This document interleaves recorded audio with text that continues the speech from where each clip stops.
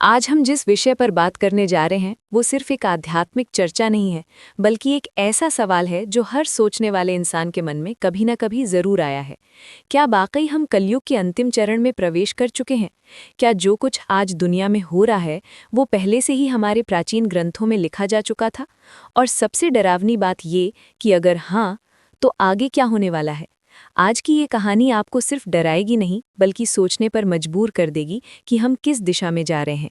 जब हम कलयुग शब्द सुनते हैं तो अक्सर इसे एक साधारण युग मान लेते हैं, लेकिन हमारे शास्त्रों में कलयुग को सबसे खतरनाक युग कहा गया है।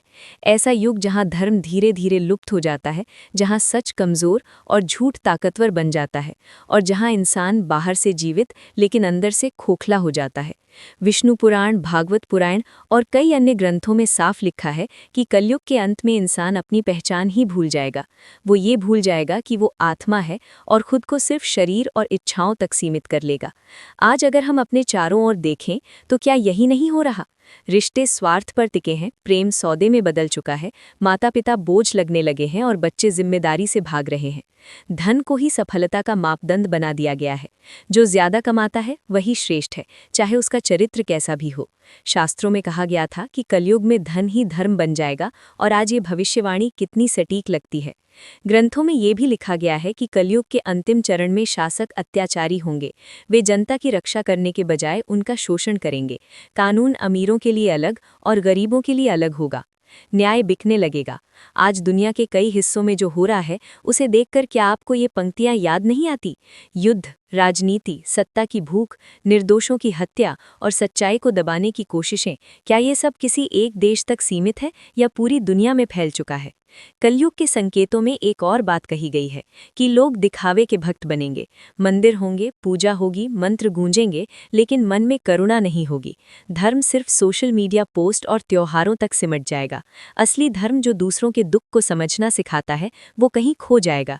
आज हम कितनी बार देखते हैं कि लोग भगवान का नाम लेकर दूसरों से नफरत करते हैं। जाति, धर्म और विचारधारा के नाम पर एक दूसरे को दुश्मन मान लेते हैं। क्या यही वो समय नहीं है जिसकी चेतावनी शास्त्रों ने दी थी? अब जरा मृत्यु के बाद की यात्रा के बारे में सोचिए। गरुड़ पुराण में बताया गया है कि मृत्यु के बाद आत्मा को अपने कर्मों का पूरा लेखा जोखा भुगतना पड़ता है। वहां कोई झूठ नहीं चलता, कोई पहचान काम नहीं आती, वहां सिर्फ कर्म बोलते हैं। लेकिन कलयुग में इंसान ये मान बैठा है कि वो जो चाहे कर सकता है, कोई देखने वाला नहीं है। वो भूल गया है कि हर विचार, हर भावना और हर कर्म की एक छाया बनती है जो अंततः उसी तक लौटती है। आज विज्ञान बहुत आगे बढ़ चुका है। हम चांद पर पहुंच गए हैं, मंगल की बात कर रहे हैं।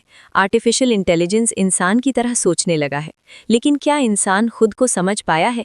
क्या उसने अपने मन की गहराइयों को जाना है? शास्त्र कहते हैं कि कलयुग में ज्ञान बढ़ेगा लेकिन विवेक घटेगा। जानकारी होगी लेकिन समझ नहीं होगी। और ये बात आज के समय पर कितनी सटीक बैठती है। हमारे पास सब कुछ है, फिर भी हम अंदर से खाली हैं। प्राचीन ग्रंथों में ये भी कहा गया है कि कलयुग के अंतिम समय में प्रकृति भी अपना संतुलन खो देगी। असामान्य मौसम, भयानक प्राकृतिक आपदाएं, भूकंप, बाढ़, सूखा, ये सब बढ़ेगा। आज जलवायु परिवर्तन, ग्लोबल वार्मिंग और लगातार बढ़ती प्राकृतिक आपदाओं को देखकर क्या ये सब सिर्फ संयोग लगता है या किसी बड़े चक्र का हिस्सा? लेकिन यहाँ एक बहुत महत्वपूर्ण बात समझनी जरूरी है। शास्त्र सिर्फ डराने के लिए नहीं लिखे गए थे, वे चेतावनी भी है और समाधान भी। कलयुग चाहे कितना भी अंधकारमय क्यों न हो, इसमें मुक्ति का रास्ता भी सबसे सरल बताया गया है। जहाँ सतयुग में वर्षों की तपस्या लगती थी, वहीं कलयुग में सच्चे मन से लिया गया भगवान का नाम भी मोक्ष की ओर ले जा सकता है। लेकिन शर्त वही है, सच्चाई। कलयुग का सबसे बड़ा धोखा यही है कि इंसान खुद को सही और बाकी सबको गलत मानने लगता है। अहंकार इतना बढ़ जाता है कि वो सीखना ही बंद कर देता है। जबकि आध्यात्मिकता हमें झुकना सिखाती है, सुनना सिखाती है और भीतर झांकना सिखाती है। जब तक इंसान बाहर दोष ढूंढता रहेगा, तब तक वो कलयुग के जाल में फंसा रहेगा। आज के समय में बहुत लोग पूछते हैं, क्या भगवान सच में है? क्या ये सब सिर्फ कहानियां हैं? लेकिन शायद सही सवाल ये होना चाहिए कि क्या हम भगवान को समझने के योग्य रह गए हैं? शास्त्र कहते हैं कि जब अधर्म अपनी चरम सीमा पर पहुंचता है, तब ईश्वर किसी न किसी रूप में हस्तक्षेप करते हैं।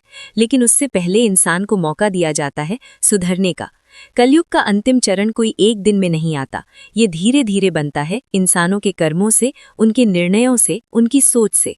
हर बार जब हम सच्चाई के खिलाफ जाते हैं, जब हम किसी का हक छीनते हैं, जब हम अपने स्वार्थ के लिए किसी को नुकसान पहुंचाते हैं, हम उस अंत को थोड़ा और करीब ले आते हैं। लेकिन आशा अभी भी बाकी है, क्योंकि जब तक सवाल पूछे जा रहे हैं, जब तक लोग सच जानना चाहते हैं, जब तक आत्मा बेचैन है, तब तक सब खत्म नहीं हुआ है। ये बेचैनी ही संकेत है कि भीतर कहीं न कहीं जागरूकता अभी जीवित है। अगर आप ये वीडियो देख रहे हैं और आपके मन में भी हल्की सी घबराहट, डर या सवाल उठ रहे हैं, तो इसे नकारिए मत। ये डर नहीं, ये चेतावनी है। ये मौका है रुकने का, सोचने का और अपनी दिशा बदलने का। कलयुग का सबसे बड़ा युद्ध बाहर नहीं, हमारे भीतर है। सही और गलत के बीच, लालच और संतोष के बीच, अहंकार और विनम्रता के बीच। अंत में बस इतना ही कहना है, कलयुग का अंत कब होगा ये कोई निश्चित तारीख नहीं है, लेकिन ये जरूर तय है कि हर इंसान का अपना एक अंत है। और उससे पहले अगर हम अपने कर्मों को शुद्ध कर लें, अपनी सोच को साफ कर लें और थोड़ा सा भी करुणा का भाव जगा लें, तो शायद यही कलयुग में सबसे बड़ी साधना है। ये वीडियो सिर्फ देखने के लिए नहीं है, ये महसूस करने के लिए है। अगर ये बात आपके दिल को छू गई हो तो इसे सिर्फ शेयर मत कीजिए, इसे जीने की कोशिश कीजिए, क्योंकि शायद यही वो छोटा सा कदम है जो इस अंधेरे युग में एक दीपक जला सकता है।